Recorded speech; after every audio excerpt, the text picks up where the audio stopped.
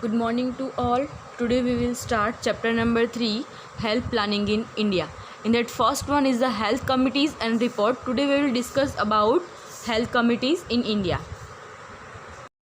In that first one is the which are committees. In that first Bhore committee, Mudaliar committee, Chadda committee, Mukherjee committee, Jangalwala committee, Kartar Singh committee and Srivastav committee.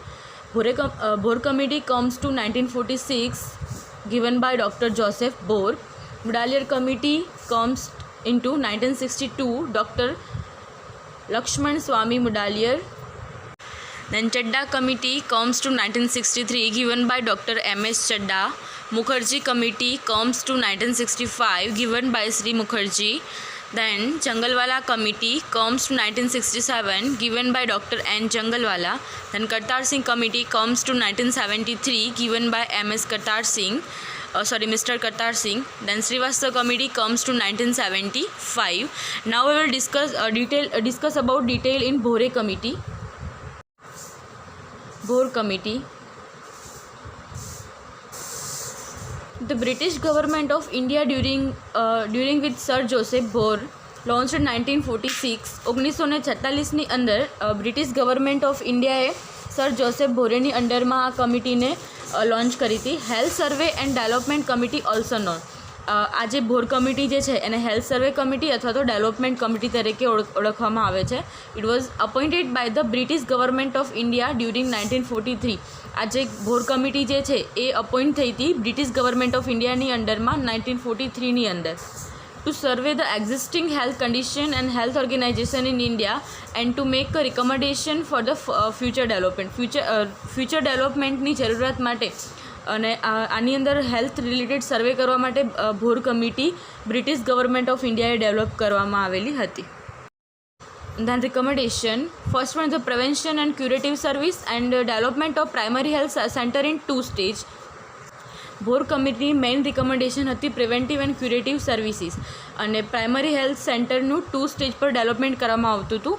First one is the short term measures and second one is the long term measures. That first one is the short measures. One primary health center for population of 14,000. Each PHC to be named by doctors, public health nurses, then midwife, trained eyes, sanitary inspector, health assistant, pharmacist and other class 4 employees. Then long-term measures.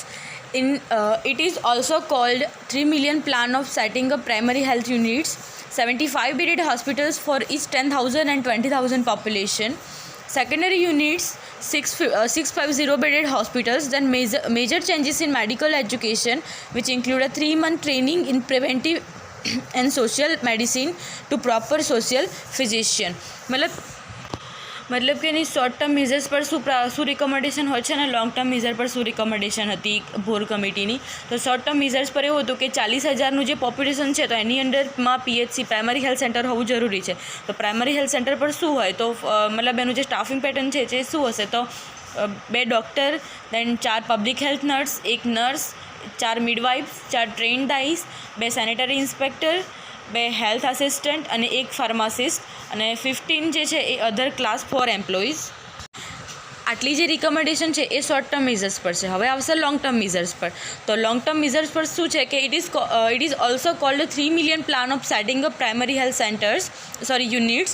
મતલબ એ શું કહે છે કે જે 3 million plan મતલબ કે જે 3 મિલિયનનું જે પોપ્યુલેશન હશે એ કન્ડિશનની અંદર 75 બેડેડ હોસ્પિટલ મતલબ કે CHC કે ડિસ્ટ્રિક્ટ હોસ્પિટલ એ ડેવલપ કરવામાં આવશે.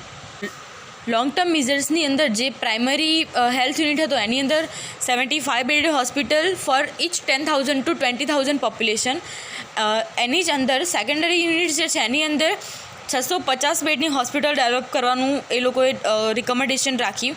અને એનું બીજું એક મેજર ચેન્જીસ શું હતું તો મેજર ચેન્જીસ એ હતું કે જે મેડિકલ એજ્યુકેશન છે એની અંદર એની જે ટ્રેનિંગ હતી એને ચેન્જ કરવામાં આવી અને 3 મંથ ટ્રેનિંગ રાખી. શેના માટે તો સ્પેશિયલી પ્રિવેન્ટિવ એન્ડ સોશિયલ મેડિસિનના પ્રોપર ફિઝિશિયનને મેન્ટેન કરાવડાવવા માટે. The next one is the Mudaliar committee.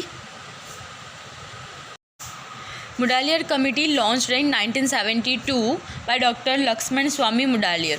During the second 5-year plan, Government of India appointed another committee Mudaliar as a chairman known as the Health Survey and Placing Committee. Mudaliar committee જે છે એ 1962ની અંદર launch થઈ હતી. એ જે committee જે છે એ લક્ષ્મણ સ્વામી મુડાલિયર દ્વારા committed કરવામાં આવી હતી. જ્યારે second 5 year plan government of ઇન્ડિયાનો સેકન્ડ 5 યર પ્લાન જ્યારે કન્ટિન્યુમાં હતો એ વખતે આ કમિટી અપોઇન્ટ થઈ હતી. મુડાલિયર એ ચેરમેન છે આ કમિટીના, અને આ જે કમિટી છે એ અનધર નેમથી ઓળખાય છે, just like health survey and planning committee. This was popularly known as a Mudaliar committee, પણ નોર્મલી આ જે કમિટી જે છે એ મુડાલિયર કમિટી તરીકે ઓળખાય છે. It was formed in 1959 to survey the progress made in the field of હેલ્થની ફિલ્ડની પ્રોગ્રેસ માટે 1959ની અંદર મુડાલિયર કમિટીને ફોર્મ કરવામાં આવી હતી. Then recommendation strengthening was sub-divisional and district hospital, then establishing mobile services units and rural area, then strengthening of existing PHC and development of referral centers. Before now center were established, then each PHC should not be serve more than 15,000 population.